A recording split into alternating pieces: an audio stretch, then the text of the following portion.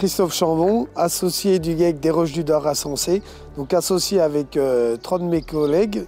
Donc vous êtes ici situé sur le hameau de Teigne, sur les hauteurs du village de Sensé.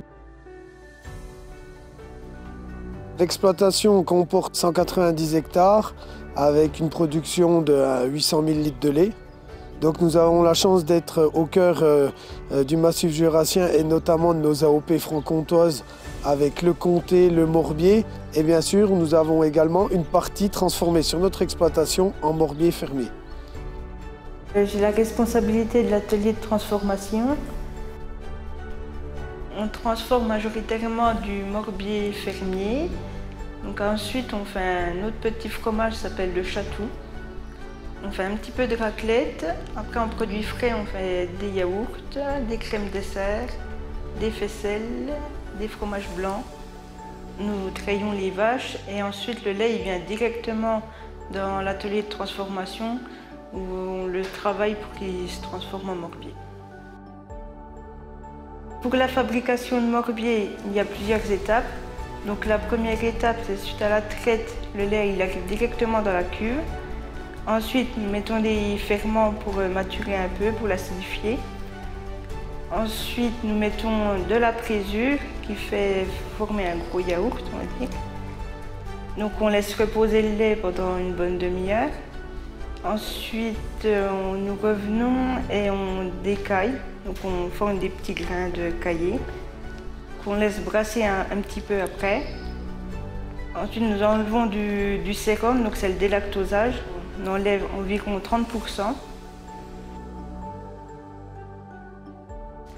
Et ensuite, on soutire dans notre bac de pré-pressage qu'on laisse pré-presser après un quart d'heure avant de mouler. Et pendant le moulage, on a nos pains de caillé qu'on coupe en deux pour pouvoir mettre la cendre.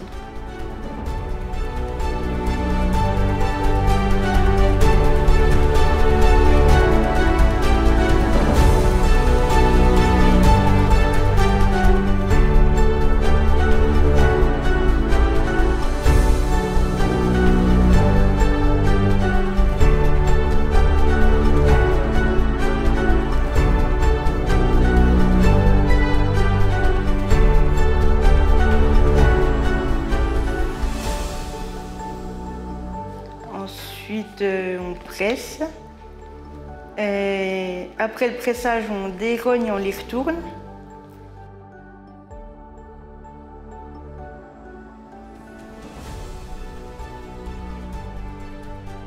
On les laisse reposer jusqu'au lendemain matin avant de les démouler et saler les deux côtés. On laisse reposer une journée sur des clayettes en cave. Et le surlendemain, on les pose sur des planches d'épicéa. Donc pendant 45 jours, on les frotte tous les 2 jours pour qu'ils soient le meilleur possible. À l'origine, le morbier il a été créé fermier.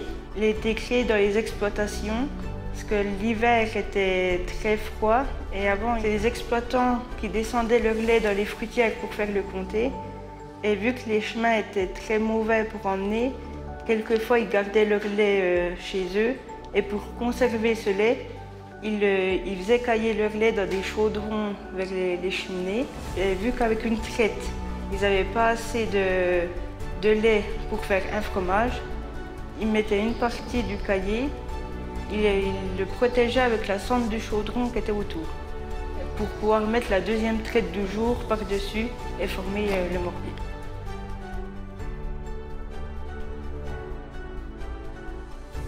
Sur notre exploitation, 8 mois de l'année, c'est forcément du pâturage, donc de l'herbe, pâturée la journée et la nuit. Donc la ration de base principale, c'est sur l'herbe pendant la période estivale. Et l'hiver, comme vous pouvez le voir là derrière, c'est de l'herbe séchée qu'on appelle chez nous le foin, en seconde coupe le regain. Sachant que toute partie, on va dire, fermentées comme les ensilages sont interdites au sein de nos cahiers des charges AOP. Donc tout naturellement, nous avons opté en plus pour l'amélioration de notre ration de base en travaillant sur le développement de notre séchage en grange Et c'est aussi pour ça que nous avons fait le choix, il y a maintenant 2 ans, d'investir sur un déshumidificateur afin encore d'augmenter notre ration de base, d'améliorer la qualité aussi bien gustative que protéine de notre foin. Au niveau de la transformation fermière au sein de notre GAEC, on ne cherche pas non plus les records de production laitière. Par contre, on cherche aussi d'avoir en permanence des taux réguliers au sein de la fabrication tout au long de l'année.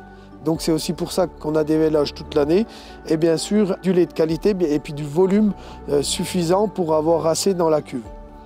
Ça fait des générations que nous travaillons sur la passion de cette vache. Donc bien sûr, en tant qu'éleveur, nous faisons vraiment attention à leur santé.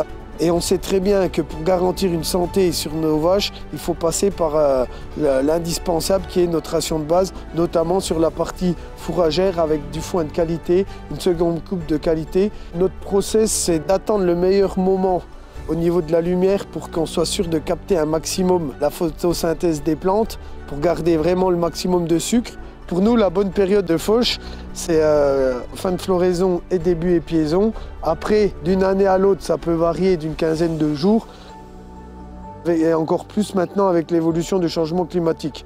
Essentiellement, entre guillemets, meilleur foin varie du 15 mai au 30 mai. Pour se garantir la qualité du lait et notamment la santé de notre troupeau, c'est pour ça que nous avons fait le choix aussi de faucher avec une Alpha Motion de chez Pottinger, tout simplement parce qu'elle épouse très bien le sol et qu'elle évite de frotter la terre.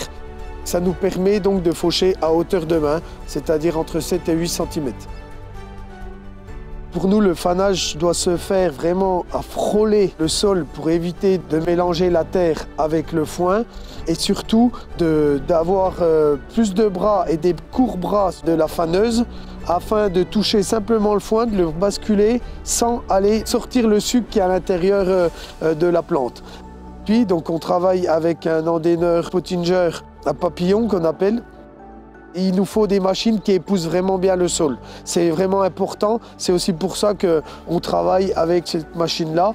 Pour l'endainage, ce qui nous paraît vraiment important au sein de l'exploitation, c'est d'avoir les rotors qui puissent épouser le terrain. C'est pour ça que notre endaineur est équipé des roues de jauge à l'avant afin de vraiment bien ramasser le foin au sol sans aller creuser et gratter pour éviter toute contamination de terre. Pour la récolte, le choix s'est fait naturellement sur la Faro, tout simplement grâce à sa qualité, toujours pareil, d'arriver à suivre le sol. Une machine où vous descendez le pick-up et qu'après elle va épouser à chaque fois le sol, sachant que nous sommes dans une région vallonnée avec des sols karstiques, donc c'est-à-dire que vous pouvez vous retrouver avec des bosses réguliers dans nos champs. Et ça, c'est une qualité pour nous, cette machine, qu'elle épouse le terrain. Après d'avoir fait le choix du pick-up rotatif, qui n'abîme ni le fourrage et permet un débit de chantier, car aussi nous avons des parcelles à distance et d'avoir un bon débit de chantier nous améliore aussi le rendement à la journée. La qualité de cette machine, c'est également son grand volume et son chargement automatique, car on sait qu'elle respecte le foin par rapport au tassage, sachant qu'on le ramasse relativement humide. Dès que ça sonne, on arrête, on vient directement griffer et on n'a pas de plaques compactées au déchargement. Et pour le faciliter le séchage, c'est un grand avantage. La plus grande fierté de faire ce métier chez nous, c'est déjà de pouvoir justement travailler avec nos animaux. La passion de l'élevage, la passion de notre Montbéliarde, qu'on vit de génération en génération, tout ça pour nourrir en plus la population. Aujourd'hui, on parle de souveraineté alimentaire. Qui a la chance de faire le plus beau métier du monde à part nous les agriculteurs? Et pour nous, c'est ça qui est formidable.